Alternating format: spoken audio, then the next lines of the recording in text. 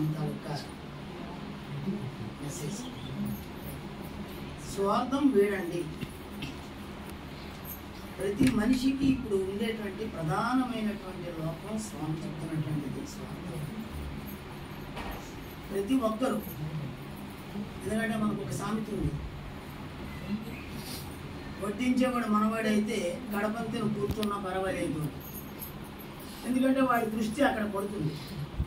అమ్మైనా మన మేషారు అక్కడ ఉన్నారు కాబట్టి ఆయనకి ఏమొచ్చి మనము వడ్డించాలి అని. స్వామి చెప్తున్నటువంటిది ఏంటంటే అది మానండి. పంక్తిలో కూర్చున్నటువంటి ప్రతి ఒక్కరూ సమానమే అనే భావం నీలో ఉంటేనే భగవంతుడు నీ దగ్గరకు వస్తాడు. ఇప్పుడు మనకు అది తేటతల్లం అవుతున్నది. మన దగ్గరికి భగవంతుడు ఎందుకు రావడం లేదు అంటే మనలో ఉండేటువంటి స్వార్థము ఇంకా పూర్తిగా విడ్డం లేదు, పీఠముడు వేసుకుని ఉంది. అది పీఠముడిని విప్పాలి అంటే స్వామి చెప్తున్నారు. ఎందుకంటే ప్రతి ఒక్కరికి తెలుసు, ముడి విప్పడం తెలుసు, కానీ సరి అయినటువంటి సమయం లేక ఆ ముడిలాగే ఉంచి దైనందిన కార్యక్రమాల్లో నేను వచ్చి నిమగ్నమైపోతూ ఉంటాడు.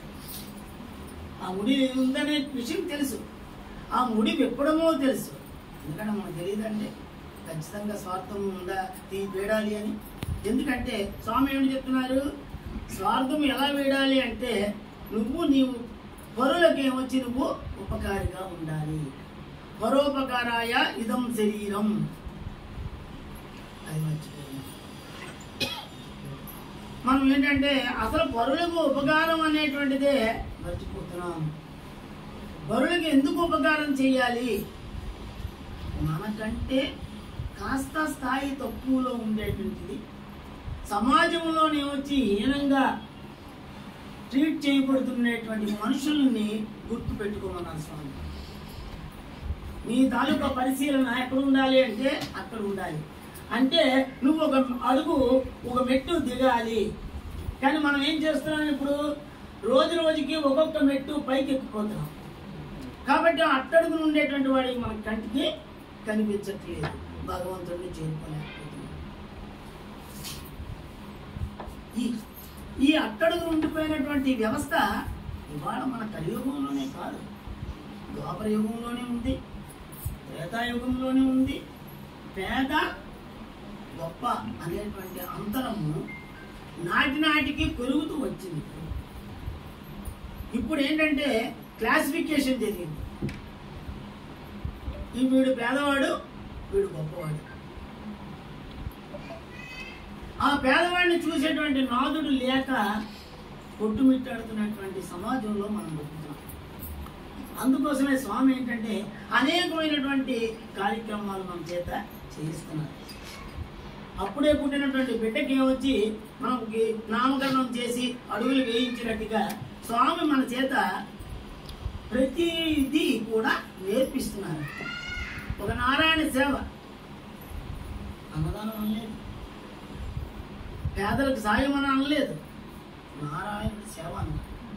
ఎందుకంటే నేను ప్రతి ఒక్కళ్ళలోనే ఉన్నాను, అది మీరు మర్చిపోతున్నారు. కాబట్టి నారాయణ సేవ అనే శబ్దంతో అయినా సరే నారాయణుడికి సేవ చేస్తున్నాం. ఇవాళ భగవంతుడికి మనం ఏమొచ్చి అన్నం పెడుతున్నాం. మరి అటువంటి నారాయణ సేవ నిగ్గతతోటే మనం ఏమొచ్చి ఉన్నత స్థితికి వెళ్ళగలుగుతాం. మనం జీతం అందుకుంటాం. జీతంలో మనం ఏం చేస్తున్నాము, అంత ఖర్చు పెడుతున్నామా? ఖర్చు పెట్టట్లేదు, కొంత దాచుతున్నాం. ఎందుకు? ప్రతి ఒక్కరికి తెలుసు భవిష్యత్తు. సరే, ఈ దేహం అనేటువంటిది ఏమిటి? తాత్కాలికం. ఈ దేహం నశిస్తుంది, ఆత్మ శాశ్వతం. మరి నువ్వు బతికున్న నాళ్ళు నువ్వు సంపాదించుకున్న డబ్బు దాచుకుని ఖర్చు పెట్టుకుందుకు నువ్వు ఏమొచ్చి ప్రణాళిక వేసుకుంటున్నావు. నువ్వు చనిపోయిన తర్వాత నీ ప్రణాళిక ఏది? అది ఏ ఒక వ్యక్తి అయినా ఆలోచించారా? ఈ శరీరము ఇవాళ రేపో ఈ క్షణమో మరుక్షణమో వదిలి వెళ్ళవలసిందే. పట్టు కూర్చుందామంటే కుదరదు. నాకు 10 భవంతులు ఉన్నాయి, పర్వాలేదు, 10 ఇన్సూరెన్సులు ఉన్నాయి, అవేమీ చదవవు. నారాయణుడి దగ్గర మన తాలూకు పిలుపు వచ్చిన వెంటనే చనిపోవడమే. మనకు ఉండేటువంటిదంతా కూడా మట్టితో సమానమే అంటున్నారు. కాబట్టి మరి నువ్వు చనిపోయిన తర్వాత నీ తాలూకా పరిస్థితికి నువ్వేమిటి సేవ్ చేస్తున్నావు? ఆ సేవ్ చేయడానికి స్వార్థాన్ని వీడాలి. నువ్వు స్వార్థం వీడావనుకో ఖచ్చితంగా నీ తాలూకా వాటా పడుతుంది. అక్కడ ఎక్కడ వేస్తున్నాడు చిత్రముక్కడు. మన తాలూకా పాపాలు పుణ్యాలు అన్నీ కూడా మనకి లిఖించబడుతున్నాయి. అవి మళ్ళీ మనం ఏమో పట్టుకుని తిరిగి జన్మ రాకుండా ఉండడానికి ప్రయత్నం చేయాలి. ఒకవేళ జన్మే వస్తే మనం చేసినటువంటి ఈ సత్కర్మలన్నీ కూడా మరు జన్మలో మళ్ళీ మనం ఏమొచ్చి ఆ కింద స్థాయిలో ఉండకుండా పై స్థాయిలోనే ఉండేటట్టు విధంగా స్వామి వస్తున్నారని చెప్పాలి. దీనికి ఒక ఉదాహరణ కూడా చెప్పారు. కానీ ఏంటంటే ఇక్కడ అంటున్నారు, నువ్వు పేదవాడిని చూడకపోతే నీ పక్కవాడు నీకు ఇచ్చినా సరే అది నిలబడదు. నేను ఇస్తేనే నిలబడుతుంది. భగవంతుడు ఇచ్చినటువంటి నువ్వు పుచ్చుకుంటేనే నీకు ఖచ్చితంగా అది ఏమొచ్చి సత్ఫలితాలను ఇస్తుంది.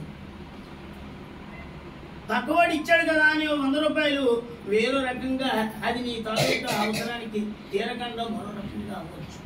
దానికే శ్రీకృష్ణుడు అర్జునుడు తాలూకా ఒక సమయంలో జరిగినటువంటి సంఘటన స్వామి చెప్పారు. ఏమిటి? ఒక యాచకుడు బెచ్చగాడు ఆ దారిలో వెళ్తున్నాడు. సరే అడుగుతున్నాడు, లేకే కదా అడుగుతారు ఎవరైనా సరే. అయ్యో అనిపించింది. వెంటనే ఓ చిన్న సంచి నిండా బంగారు నాణాలు ఇచ్చి రాని పిలిచి ఆయన చేతికి ఇచ్చాడు. నువ్వు ఇక పైనుంచి మాత్రం యాచన చెయ్యకు, నాకు బాధగా ఉంది, హాయిగా బతుకు అని చెప్పేసి. అయ్యో తప్పకుండా ఇంత వచ్చింది కదా, నేను ఇంక యాచన వృత్తి మానేస్తాను, చక్కగా నా భార్యకి నగలు చేయిస్తాను, తర్వాత ఏం మంచి జీవితాన్ని నేను చొలుగుయిస్తాను, హాయిగా ఆరోగ్యంగా ఉండడానికి ప్రయత్నం చేస్తాను అని చెప్పి ఎక్కడ మాటల్లో ఇంచుమించు అర్జునుడి గ్రహించలేకపోయినా శ్రీకృష్ణ పరమాత్ముడు ఉన్నాడు, గ్రహించాడు, స్వార్థంతో ఉన్నాడు. అంటే ఏంటి? అనాలోచితంగా వచ్చినటువంటి దానికైనా సరే ఆయన తాలూకా ప్లానింగ్ వేరేగా ఉంది. సరే కానీ అని చెప్పేసి వదిలేశాడు. ఇలా పట్టుకుని వెళ్తున్నాడో లేదో కాస్త మూడో వ్యక్తి తెలిసింది. 2 దొంగలు తయారయ్యారు, వాడి చేతుల నుంచి కొట్టేశారు. ఇంచుమించు గంట కూడా ఉండలేదు చేతిలో. దొంగలు పట్టుకుపోయారు.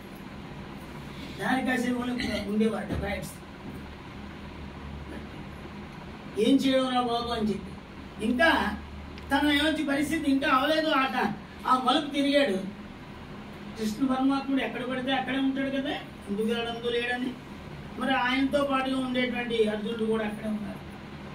మళ్ళీ అడుగుతున్నాడు, ఇప్పుడే సంచిస్తూ బంగారు నాణ్యాలు ఇచ్చాను, వీడు మాత్రం ఏంటంటే అది మర్చిపోలేదన్నమాట. వాడు వృత్తి దగ్గర పిలిచి అడుగుదాం అసలుకి, ఏమయ్యా నాయన నీకేంటి సంగతి అంటే, మళ్ళీ ఇంకా మరి ఏం లేదు, మీరు ఇచ్చిన మరుక్షణమే అక్కడ నా దగ్గర దొంగలు వచ్చి పెట్టి వెళ్ళిపోయారు, మరి అరవలేకపోయావా అని అరిచాను.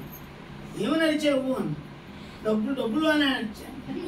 డబ్బులు అని అరిస్తే ఎవరైనా వస్తారయ్యా అనుకున్నాడు. సరే అని వెంటనే అర్జునుడు అన్నాడు, ఫోన్లే అంత మూట నువ్వు కనిపించేటట్టు కాదు, నేను ఖచ్చితంగా ఒక వజ్రాన్ని ఇస్తున్నాను, ఈ వజ్రంతో జాగ్రత్తగా నీ జీవితాన్ని మలుచుకో, అంతేగాని ఎక్కడ పడితే అక్కడ ఏమో ఎవరికి చెప్పకుండా జాగ్రత్తగా దాచిరేపటి నుంచి నీ జీవితం మార్చుకో అని చెప్పి ఒక వజ్రాన్ని ఇచ్చాడు. ఈ మాట జాగ్రత్త పడ్డాడు. మన ఆయన మన దగ్గర ఉన్నది అని అంటే 10 మందికి తెలిసిపోతున్నది కాబట్టి జాగ్రత్తగా పట్టుకెళ్దామని చెప్పి గట్టిగా పట్టుకుని ఇంటికి వెళ్ళిపోయాడు. హ్యాపీగా వెళ్ళిపోయాడు. సరే ఇబ్బంది లేదని చెప్పి ఎక్కడ రాద్దాము, ఎందుకంటేనా దొంగ భయం కాబట్టి అని చెప్పి ఇలా ఇటు అడ్డు చూశాడు. పేదవాడి ఇల్లు ఏం పుట్టింది, సరే ఓ కొండ ఉంది, ఆ కొండలో నేను పెట్టేస్తే ఆవిడ కనబడదు కదా, ఆ కొండలో పెట్టేసి పెట్టేసాడు. హాయిగా పడుకున్నాడు. రంగలేదు. ఉదయానికి ఎసరికల్లా మనకేమొచ్చి చక్కగా దాని తాలూకా పథక రచన చేయొచ్చు, ఇవి మంచి వజ్రంతో మనం ఎంతైనా సరి చేసుకోవచ్చు, ఈ పూర్తిగా ఇంటి స్వరూపాన్ని మార్చుకోవచ్చు, మన తాలూకు జీవన విధానాన్ని మార్చుకోవచ్చు అని అనేకమైనటువంటి పథకాలు వేసుకుంటున్నాడు. రాత్రి పడుకున్నాడు. నిద్ర పడదు, డబ్బు ఉన్నా సరే అంటే వచ్చిన బాధ. ఎందుకంటే ఒకసారి మళ్ళీ మధ్యలో కనుక్కొని చూద్దాం, తెల్లారిపోయింది. తెల్లారిపోయిందా మరి పర్వాలేదు, గబ్బుకుని వెళ్ళి చూసాడు. చూస్తే నాకు ఉండలేదు. కుండ లేకపోవడం ఏంటి, ఎక్కడికి వెళ్ళిపోయింది కుండ అని. ఓ సరే భార్య కూడా లేదు, ఓ భార్య కూడా లేదు, అమ్మ ఆయన ఈ కుండ పట్టుకుని వెళ్ళిపోయి ఉంటుంది నీళ్ళకి అని చెప్పేసి వీడు పరిగెట్టాడు. ఈవిడేమొచ్చి మరి పాపం ఏంటంటేనే ఏదో రకంగా మరి ఆవిడేమొచ్చి ఆ కొండను పట్టుకుని వెళ్ళిపోయి ఈ మంచినీళ్ళు తెచ్చుకుందాం అని చెప్పి ఆ దూరంగా ఉండేటువంటి సెలయేరికి వెళ్ళిపోయింది. అక్కడ వెళ్ళిపోయి శుభ్రంగా ఇటు అటు అటు ఇటు కడిగేసి మొత్తం మీద నీళ్లు పట్టుకుని వచ్చేసింది. దరిద్రుడు తల కడిగితే వడగల వాన పడింది అన్నట్టు. సరే ఇంకా ఏమిటంటే ఆ కొండతోటి ఆవిడ వస్తున్నాయి. ఏమిటి ఎక్కడి నుంచి వస్తున్నావు, ఎక్కడి నుంచి వస్తున్నావు, ఏంటి నీళ్లు తెచ్చుకుంటున్నాను అని. నీళ్లు తెచ్చుకున్నావు, అందులోనే వచ్చి వజ్రం ఉండిపోయింది. వజ్రం ఇందులో ఎవడైనా వజ్రం పెట్టుకుంటాడా నీకు తెలివితేటలు కానీ అంటే మరి బయట పట్టుకుంటే ఎవడైనా పట్టుకుపోతున్నాడు. చాలా బాగుంది, మన దశ ఎలా ఉంది అని చెప్పేసి బాధపడి. సరే ఎందుకంటే వీళ్ళలోనే అంటే అంతసేపు ఆలోచనలోనే స్వార్థమే. సరే ఇంకా లాభం లేదు, మళ్ళీ యథాతథం కదా మరుసటి రోజు మళ్ళీ వాడి జోలు వాడు పట్టుకుని మళ్ళీ ఆడుకుంటున్నాడు. ఆడుకుంటూ ఉంటే మళ్ళీ అర్జునుడు చూశాడు, కృష్ణుడు చూశాడు. అర్జునుడు కృష్ణుడుతో బావా వజ్రం ఇచ్చాం, ముందు సంచి పోయిందన్నాడు, ఈ వజ్రం కూడా పోయిందంటాడా, గొప్ప తీసుకుని మనం ఇచ్చినటువంటి డబ్బులు మేమొచ్చి వీడు దాచేసి ఏమైనా నాటకం ఆడుతున్నాడా అంటే అడిగి చూడు. మళ్ళీ పిలిచాం, పిలిచి ఏమయ్యా ఏంటి సంగతి అంటే అది జరిగింది చెప్పి. అయ్యే చూసాం మరి ఇంకా నువ్వు ఆశించకని చెప్పేసి ఈయన చేతులు వెనక్కి పెట్టుకున్నారు. ఎవరు? అర్జునుడు. సరే చూశాడు. అప్పుడు కృష్ణుడు అన్నాడు నేను చూడు అని చెప్పి కృష్ణుడు భగవంతుడు 2 బంగారు నాణ్యాలు ఇది జాగ్రత్తగా చేసుకోవయ్యా, నువ్వు జాగ్రత్తగా ఇంత లాభం లేదు, ఎందుకంటే ఇది నువ్వు సరి చేసుకోకపోతే మరి నీ జీవితాన్ని నువ్వు గుర్తించు. ఆ 2 నాణ్యాలు పట్టుకున్నాడు.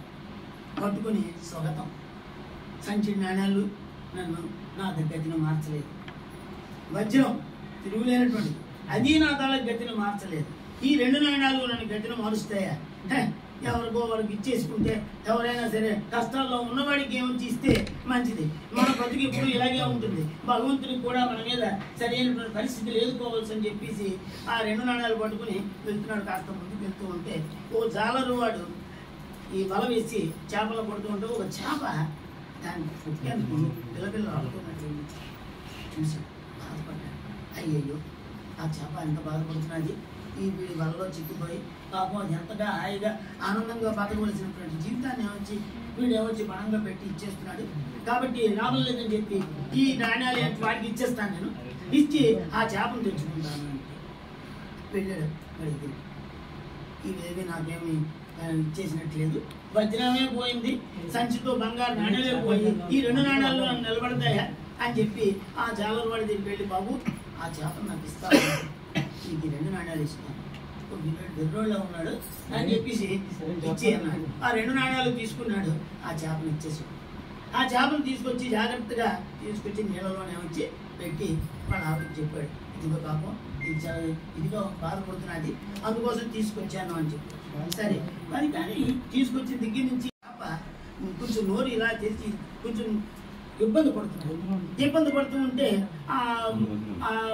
వాడి వాళ్ళకి భార్య ఏమొచ్చి చూసి ఏమండి ఇక్కడ ఏదో నోట్లో అడ్డుకున్నట్టుకుంది పాపం దీనికి, అందుకోసం ఇబ్బంది పడుతున్నది, మీరు ఏమొచ్చి వాడు పట్టుకున్నాడని కాదు, జాగ్రత్తగా చూడండి. సరే జాగ్రత్తగా చూసి ఇటు అటు చూసారు కదా, నోట్లోనే వచ్చి వాడు తెచ్చిన వజ్రము అడ్డుగా గొంతుకు అడ్డుగా పడి ఉన్నది చేప. అయ్యో అంటే ఈవిడ నీళ్ళకి వెళ్ళినప్పుడు ఏమొచ్చి ఆ చేప వచ్చి ఆ వజ్రాన్ని మింగేసింది. సరే అనుకుని ఆ వజ్రాన్ని వచ్చి మెల్లిగా ఇద్దరు భార్య భర్తలు కలిపి తీసి బయట తీసుకొచ్చారు. తీసుకుని వెంటనే వీళ్ళు ఏంటంటే పెద్దగాను అంటే రాత్రి అయితే అది పెట్టి కేకలేశారు, దొరికింది చిక్కింది అని చెప్పేసి వీళ్ళిద్దరూ కూడా పెద్దగా కేకలేస్తున్నారు. అప్పుడే ఈయన దగ్గర దొంగతనం చేసినటువంటి వాళ్ళు ఏమొచ్చి వేరొక దగ్గర నుంచి పరిగెట్టుకుంటూ వచ్చి వీళ్ళ ఇళ్ళ మధ్యలో ఏమొచ్చి ఉన్నారు. ఆ సంచితో బంగారు నాణ్యాలు పట్టుకెళ్ళిపోయింది. వాడు ఏమొచ్చి దొరికింది అనగానే అమ్మ నాయన మమ్మల్ని పోల్చేసాడు వీడు, ఖచ్చితంగా లాభం లేదని చెప్పేసి మరి ఇంకా మనం దొరికిపోయాము ఇంకా లాభం లేదని చెప్పి ఇద్దరు భార్య భర్తలు బయటకు వచ్చేస్తున్నారు. బయటకు వస్తే మనం దొరికిపోయాము మనకి లాభం లేదని చెప్పి వాడి దగ్గరికి వెళ్ళిపోయి మహాప్రభు క్షమించు, ఇంకేం లేదు, నువ్వు మాత్రం రాజభట్లు మాత్రం చెప్పకు, మా ఒళ్ళు ఓనం అయిపోతుంది, నీ సంచి బంగారు నాణ్యాలు ఇచ్చేస్తాము అంటే వీడికి ఏం అర్థమవలేదు సంచి. మళ్ళీ అప్పుడు అర్థం ఉదయం ఇచ్చినటువంటి సరే ఇచ్చినాదు నేను రాజు నేను ఎవరికి చెప్పను అని చెప్పేసి అంటే ఆ సంచితో వచ్చినటువంటి నాణ్యాలు సైతం కూడా రెండు కూడా వచ్చాయి. వచ్చి రెండూ పట్టుకుని ఇంకా వాడి తొందరగా వాళ్ళు వెళ్ళిపోయారు. ఈ రెండూ పట్టుకుని వీళ్ళు హ్యాపీగా ఉన్నారు. చూశారు కదా, వెంటనే అక్కడికి వెళ్ళి చెప్తాం ఆయన తిప్పి ఉదయం ఇచ్చినటువంటి అన్నీ దొరికాయని చెప్పేసి వెళ్ళి పరిగెత్తుకుని ఆ ఇద్దరు భార్య ఇద్దరు కూడా వెళ్ళి కృష్ణ స్వామి ఇలా దొరికాయి, మాకు ఇచ్చినటువంటి ఉదయం ఆయన ఇచ్చినటువంటివన్నీ కూడా మాకు దొరికాయి, నాణ్యాలు దొరికాయి, వజ్రం దొరికింది ఇలా. అప్పుడు అర్జునుడు ఏమొచ్చి కృష్ణుడు అడిగాడు, బాబా ఇదేమిటి ఎలా సాధ్యం అంటే వాడిలో ఉండేటువంటి స్వార్థం పోయి ఒక చేపకే. అందుకోసమే మనం ఏంటంటే పశుపక్షాదులు సైతం కూడా మనం ఎంతో ప్రాణంతో సమానంగా చూడాలి. కాబట్టి వాడికి ఏమొచ్చి ఒక వెంటనే జాలి కలిగింది. మనిషికి జాలి అనేటువంటిది ఎప్పుడైతే కలిగిందో స్వార్థం వీడాడు అనేటువంటిది. వాటికి ఉండేటువంటి రెండు నాణాలు కూడా ఆ జాలకి ఇచ్చాడు, చేపను తీసుకుని వచ్చాడు. నేను కల్పించినటువంటిది ఈ సృష్టి, అంతకు మించి ఏం లేదు. ఎప్పుడైతే మనిషి తన తాలూకా స్థానాన్ని నుంచి అంటే తన గురించి తన కుటుంబం గురించి కాకుండా వేరే కుటుంబం గురించి, వేరే వ్యక్తి గురించి, వేరే జంతువు గురించి ఆలోచిస్తాడో ఆ ఆలోచన అనేటువంటిది మనిషిలో కలిగిన నాడు భగవంతుడు నీ దగ్గరికి వస్తాడు. భగవంతుడు నీకు ఎన్నో రకాలుగా సహాయపడతాడు సుమి. అందుకోసమే దయచేసి భక్తులారా స్వార్థాన్ని వీడండి. మీకున్న దాంట్లో ఏమొచ్చి కొంతైనా సరే సహాయం చేస్తూ ఉండండి. అత్యధికమైనటువంటి ఆనందాన్ని పొందండి. భావి తరాలకు ఏమొచ్చి మీరు పూర్తిగా ఒక రకమైనటువంటి నమూనాగా తయారవ్వాలి. మనం గతించిన తర్వాత ఖచ్చితంగా వెంటనే ఫలానా దగ్గర ఆయన ఈ రకమైనటువంటి ఉదారమైనటువంటి స్వభావం కలిగి ఉన్నాడు రా అనేటువంటి భావం కలిగేటట్టుగా ప్రతి సాయి భక్తుడు ఉండాలని స్వామి ఆమె చెప్పినటువంటి సందేశం ఇది. అందరికీ సాయి విద్మహే సత్యదేవాయ ధీమహి తన్నః సర్వః ప్రచోదయాత్. ఓం ఈశ్వరాయ విద్మహే సత్యదేవాయ ధీమహి తన్నః సర్వః ప్రచోదయాత్.